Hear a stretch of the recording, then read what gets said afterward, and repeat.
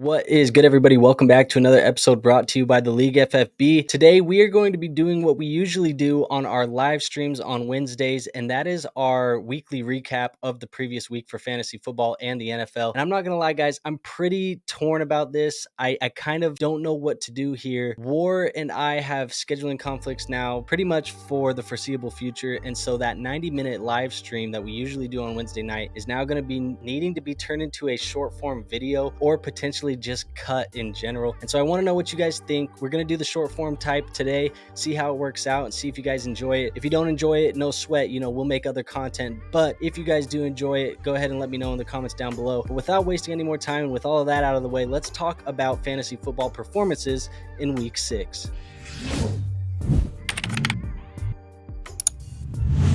So first and foremost, guys, we got to talk about that quarterback position, and let's talk about our top 12 options, starting with our performance of the week at the quarterback position, which was Dak Prescott, who finished number 1 overall with 24.9 fantasy points. He had 272 yards, another 40 yards on the ground, and a total of 2 touchdowns. So Dak Prescott had himself a very good day on Monday Night Football against the Los Angeles Chargers.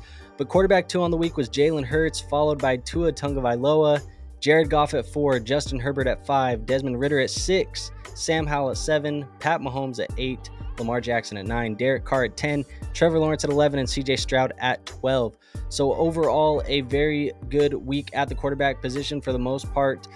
We did have 5 of those 20-plus point performances from Prescott, Hurts, Tagovailoa, Goff, and Herbert. And even Ridder got close to it on that one there. He had 19, so a good week overall. I think the surprising thing here is Desmond Ridder's playing really good football as of late. We do want to see him continue to kind of develop because they have so many weapons over there in Atlanta with Bijan Robinson, Drake London, Kyle Pitts, that if Desmond Ridder can develop as a good NFL quarterback, a real professional at this level, it'll be very good for fantasy football and dynasty fantasy football as a whole, because those receiving options and those offensive weapons will get a bump as a whole. Sam Howell, he's been throwing the football a ton. He's been kind of surprising as well. But outside of them, I think it is pretty much some of the usual suspects. Obviously, a very good game from Derek Carr there as well. Now, let's move on over. Let's talk about this running back position. And over at the running back position here, we did have our performance of the week as running back 1, Raheem Mostert. He finished with 34.2 points, and that was on 115 rushing with 17 more in the air. This guy's just a touchdown machine right now, man. Like, the Miami Dolphins are touchdown machines for the run game right now. They had 3 on the ground for Raheem Mostert in this one, so a very, very impressive performance from him. Travis Etienne keeps it up, man. Running back 2 on the week, followed by Kyron Williams, Breece Hall, Derrick Henry, Ramondre Stevenson, Zach Moss, Kenneth Walker, DeAndre Swift, Alvin Kamara, Tony Pollard, and Kareem Hunt. And the funny thing is, guys, Jonathan Taylor's back in the lineup, right? Jonathan Taylor is back. We've been expecting this return, and it looks like he's coming on a little bit slow. They just cannot stop giving the ball to Zach Moss, and he didn't have as prolific of a day as we've seen in the past. Obviously, only 7 attempts there for 21 yards rushing. He did score on the ground. He also followed that up with 6 catches there. So obviously, a very good day from Zach Moss. I'm interested to see how much he keeps this up with Jonathan Taylor continuing to get more involved each and every single week. And the rest of it really is, Travis Etienne's been balling. He's been balling all year. Breece Hall, he's come off the snap count, and it looks like he's ready to roll. And then Kenneth Walker's been a dog. DeAndre Swift's been good. Alvin Kamara's been great. And then Kareem Hunt there. You see Kareem Hunt there as the running back 12. It's going to be interesting to see how this develops as they go on. If you watched our waiver show yesterday, that was where I talked about Kareem Hunt potentially being the 1B in this offense, and that 1B being valuable enough that you should have him on all of your rosters. So Kareem Hunt likely is a popular pickup this week. You'll probably see these waivers process here tonight, and then when you guys see this video tomorrow, they would have likely processed in Kareem Hunt's on a lot of teams. So we'll see what happens there for waivers this week. But overall, that is your top 12 running backs for week 6. So now that we've talked about the running backs, let's talk about the wide receivers. And starting it off at the very top of your list is going to be Amon-Ra St. Brown. He is our performance of the week at the wide receiver position, finishing with 30.4 points. 12 receptions for 124 yards and a touchdown there from Amon-Ra St. Brown. He was followed up by Adam Thielen as the wide receiver 2, Tyreek Hill, Cooper Kupp, Keenan Allen. I mean, that seems pretty accurate as of the last couple weeks. Those guys have been killing it.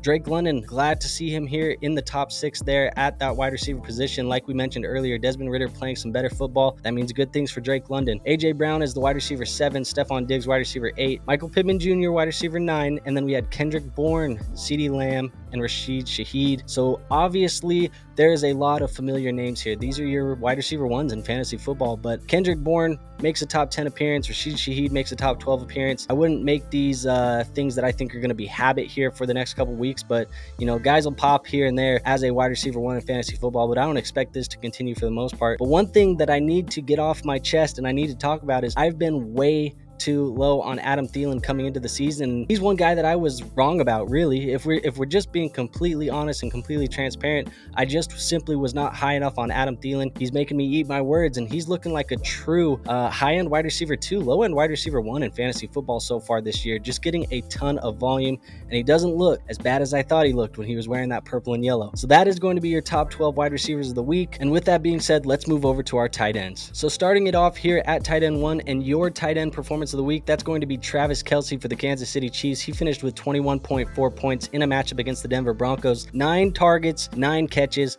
124 yards. Didn't find the end zone, but still a great day nonetheless for Travis Kelce. Dalton Schultz finishes as the tight end 2, Kyle Pitts tight end 3, Jonnu Smith, 2 Atlanta Falcons tight ends here finishing in the top 4 tight ends, followed by Michael Mayer, Taysom Hill, Evan Engram, TJ Hawkinson, Mark Andrews, Gerald Everett, Brenton Strange, the rookie, and Trey McBride. And really with tight ends, we know they're very, very, very unpredictable, but we do see some of the usual suspects. Obviously, Travis Kelce, TJ Hawkinson, Mark Andrews, Evan Engram. These guys are guys that we plan on seeing here every week. But Jonnu Smith has been somewhat of a regular performer for this Atlanta Falcons offense. It's good to see Kyle Pitts slowly starting to get kind of involved in this offense like we want to see him. And then Michael Mayer, good to see the rookies, him and Brenton Strange both being the rookies here in the top 12. I don't necessarily expect this to continue for Brenton Strange, but Michael Mayer, this is what they drafted him to do. We want to see this out of Michael Mayer more often. So I'm excited to see how that develops for Mayer in Las Vegas. And also, one thing to note is it looks like Trey McBride is slowly starting to take these starting reps away from Zach Ertz. It'll be interesting to see what happens as this NFL trade deadline approaches. Maybe Zach Ertz gets dealt and Trey McBride is officially the guy at that tight end position there in Arizona. That'll be something that I'm keeping my eye on moving forward. But overall, this was your top 12 tight ends for fantasy football in week 6. And like we do each and every week, like we said, this is Dynasty focused. It is Let's Talk Dynasty. That's at least the show that this comes from typically. So I want to still keep it a little bit Dynasty focused. And with that comes a rookie report. We want to keep track of the top 10 rookies on the week, see who's been scoring, see who hasn't been scoring, and see how these players are developing for your fantasy football teams. And without further ado, our week 6 rookie report led by Zay Flowers, who finished as your number 1 rookie on the week with 17.1 points, followed by CJ Stroud, a regular performer on this list, Josh Downs, a regular as of lately, Bijan, Bryce Young, Michael Mayer, we just talked about him, Jordan Addison, Rashee Rice, Brenton Strange, and Michael Wilson. And one thing that I really do want to know on this one is Rashee Rice is starting to become more and more involved in Kansas City. He's becoming more involved on this list as well. We've seen him here a couple times now.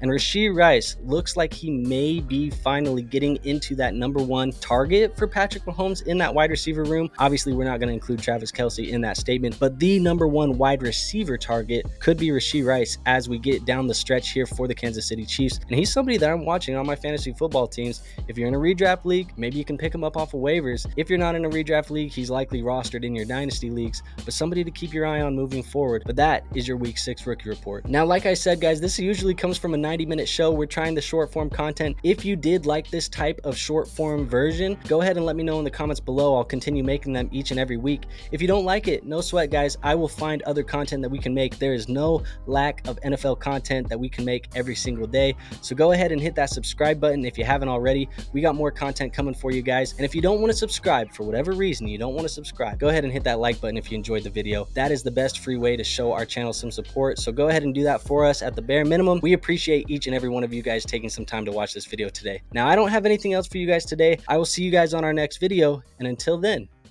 peace out.